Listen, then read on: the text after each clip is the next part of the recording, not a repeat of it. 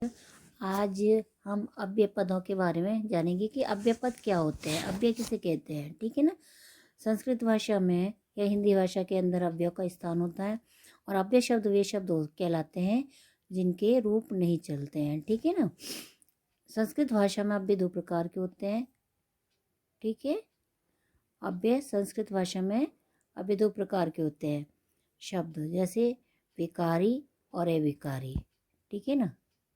संस्कृत भाषा में शब्द दो प्रकार के होते हैं, एक शब्द तो होता है विकारी और दूसरा होता है अविकारी।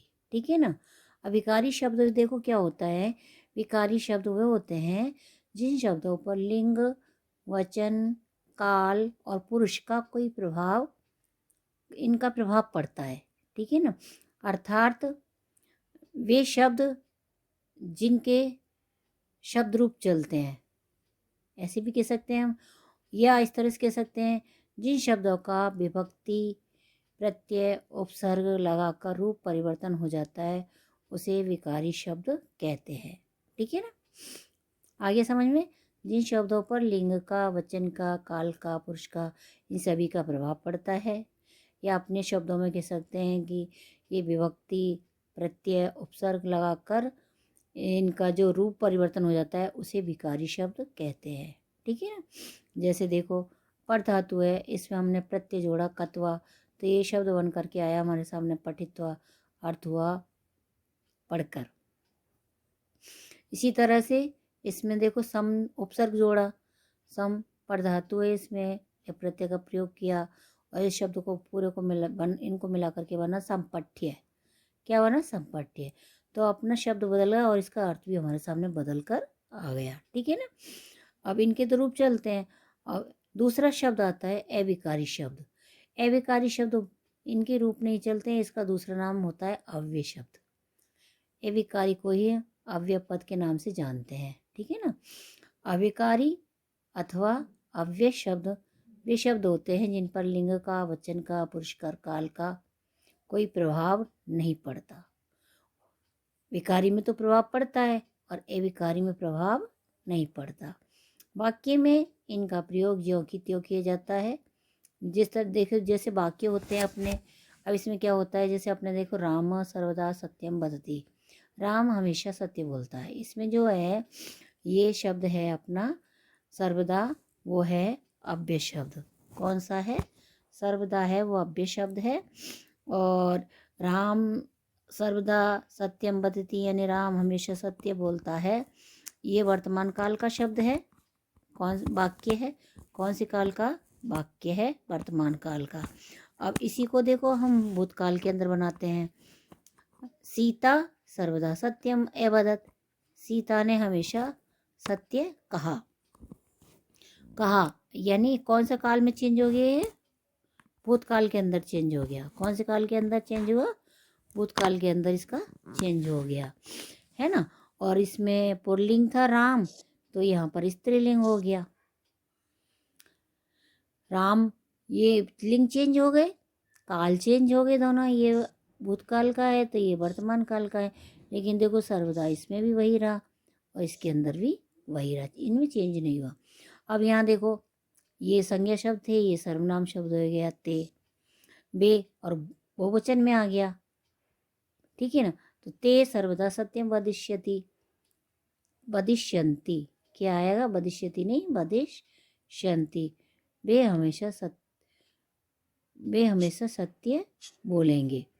वदिष्यन्ति।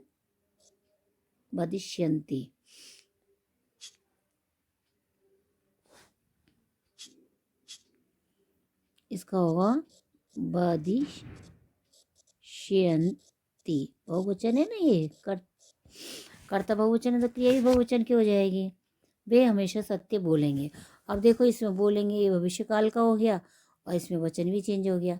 लेकिन सर्वदा काल चेंज हो गया, लिंग चेंज हो गया है ना, वचन चेंज हो गए, लेकिन सर्वदा जो अव्यय शब्द है वो वाक्य के अंदर ज्यों की त्यों बना रहा, इसके ऊपर कोई भी प्रभाव नहीं पड़ा। ठीक है ना। तो इस तरह से अव्यय शब्द पर कोई प्रभाव नहीं पड़ता है, चाहे लिंग चेंज हो जाए, चाहे वचन, चाहे पुरुष, चे काल। कुछ भी चेंज हो लेकिन अव्यय शब्दों पर इनका कोई प्रभाव नहीं पड़ता है। ठीक है। उपयुक्त वाक्यों में हमने जैसे समझ लिया कि ये सारी चेंज हो गए लेकिन इनमें सर्वदा पर कोई प्रभाव नहीं पड़ा। अब देखो जैसे इसके अंदर कुछ अव्यय शब्द हैं जिनका कि हम यहाँ पर लिखे जा रहे हैं और उनका अर्थ भी है और वाक्यों में भी प्रयोग किया हुआ है। तो देखो अत्र, तत्र, अत्र में से होता है यहाँ, तत्र में से होता है वहाँ। यत्र जहाँ, कुत्र कहाँ, यदा जब, कदा कब, यथा जैसे, तथा वैसे। ठीक है। यावत जब तक, तावत तब तक। विना का विना होता है। ठीक है। सहसा का अचानक। इस तरह से अव्यय शब्द हैं। अब इनके वाक्य में प्रयोग कैसे करेंगे? जैसे देखिए यहाँ जना अत्र तत्र भ्रमंती, लोग यहाँ वहाँ घूम रहे हैं। यत्र तत्र, यहाँ वहाँ घूम रहे हैं। यत्र तत्र एक साथ प्रयोग किया हमने वाक्य में, अलग भी कर सकते हैं, इनका अलग भी आ सकता है। यत्र मीन्स कहाँ, कुत्र मीन्स यत्र मीन्स जहाँ, कुत्र मीन्स कहाँ। तो देखो यत्र कुत्र गत्वा से क्रीडति एव, जहाँ कहीं जाकर वह खेलता ही है। यदा कदा भवान अत्र आगच्छन्ति, जब कब आप यहाँ आते रहते हैं। यथा राजा तथा प्रजा, जैसी राजा वैसी प्रजा भवती है ना, होता है ना। यावत शिक्षक पश्यति, जब तक शिक्षक देखता है, तावत छात्र पठति, तब तक छात्र पढ़ता है। तो ये क्या जोड़ के साथ चलते हैं। वाक्य में जब अत्र होगा तो तत्र का प्रयोग होगा, है ना। यदा होगा तो कदा का प्रयोग होगा, यथा होगा तो तथा, यावत तावत। ये वाक्य के साथ एक साथ अधिकांशतः आते हैं, ये वाक्यों को जोड़ते हैं। ठीक है। अब इसमें विना, विना देखो, जल के बिना जीवनम नास्ति, जलम बिना जीवनम नास्ति। सहसा मिस हो जाए बाल, अचानक। बालक सहसा अहसन, बालक अचानक, बालक अहसत आएगा, हसन नहीं, हसन बहुवचन के साथ में आता है तो पे यहाँ पर आएगा हसत। क्या आएगा? हसत। बालक सहसा अहसत, बालक अचानक हंसा, अहसत। ठीक है। इस तरह से आएगा। श्व है ना, आने वाला काल भविष्य काल के लिए प्रयुक्त होता है। अहम श्व जयपुरम गमिष्यामि, मैं कल जयपुर जाऊंगा। वह मीन्स बीता हुआ काल भूतकाल में होता है इसका अर्थ। ये तो देखो गमिष्यसि भविष्य काल का हो गया और ये जो हुआ होता है बीता हुआ काल यानी भूतकाल का होगा। रवि वह पाठम ए पठत, रवि ने कल पाठ पढ़ा। अपि मीन्स भी, महेश अपि पाठम पढ़ती, महेश भी पाठ पढ़ता है। उच्चे जोर से, लता उच्ची असत, लच्चा जोर से हंसी। इव मीन्स तरह या समान। सीता मुखम चंद्रम एव शोभते, सीता का मुख चंद्रमा के समान शोभित होता है, समान आ गया। एव मीन्स त्वम एव माता च पिता, त्वम एव, तुम ही माता हो और पिता तुम ही हो। एव का अर्थ हो गया ही। ठीक है। कदा कब, गोपाल है कदा पठिष्यसि, गोपाल कब पढ़ेगा। तदा राम शयति, तब राम सोगा। पुरा दशरथ नाम राजा आसीत, प्राचीन काल में एक राजा दशरथ नाम के राजा थे। नूनम यानी निश्चय ही, मैं उत्तीर्ण भविष्य में उत्तीर्ण होऊंगा। असत्यम मावद, असत्य मत बोलो, है ना। इतस्तत, बाल का इधर उधर घूम रहे हैं। इत इधर, तथा यानी उधर घूम रहे हैं। इदानीम, इदानीम इस समय। इदानीम छात्रा पुस्तकम पठन्ति, अब या इस समय छात्र पुस्तक पढ़ रहे हैं। अधुना अब अधुना छात्र पठन्ति, अब छात्र पढ़ रहे हैं। वही मीन्स होता है बाहर। तो वही, ये वही के योग में पंचमी विभक्ति का प्रयोग किया जाता है। कौन सी विभक्ति लगती है इसके साथ में? पंचमी लगी है, मैंने आपको पढ़ाया भी था। इसमें पंचमी विभक्ति का प्रयोग किया जाता है। ठीक है। जैसे देखो बाल का ग्रहात, अब ग्रहात हो गई ना पंचमी, वही के योग में कौन सी विभक्ति हो गई? पंचमी। बाल का ग्रहात वही क्रीडंती, बालक घर से बाहर खेल रहे हैं। व्रथ व्यर्थ से व्यर्थ हस्ती, वे व्यर्थ हंस रहा है। कदापि असत्यम मावत, कभी असत्य मत बोलो। शनै धीरे, वृद्ध शनै वदती, वृद्ध धीरे बोलता है। किमर्थम मीन्स किस लिए, त्वम किमर्थम रोदसी, तुम किस लिए रो रहे हो। च मीन्स और, राम कृष्ण च पठन्ति। अब यहाँ पे देखो राम और श्याम और बीच में आता है, लेकिन देखो संस्कृत के अंदर क्या होता है, जितने भी शब्द होते हैं उसके बाद में च का प्रयोग होता है। राम कृष्ण च पठन्ति। यदा जब, मेघा गर्जन्ति जब बादल गरज रहे हैं, गर्जन्ति गरज रहे हैं। तदा तब वर्षा भवती तब बरसात होती है।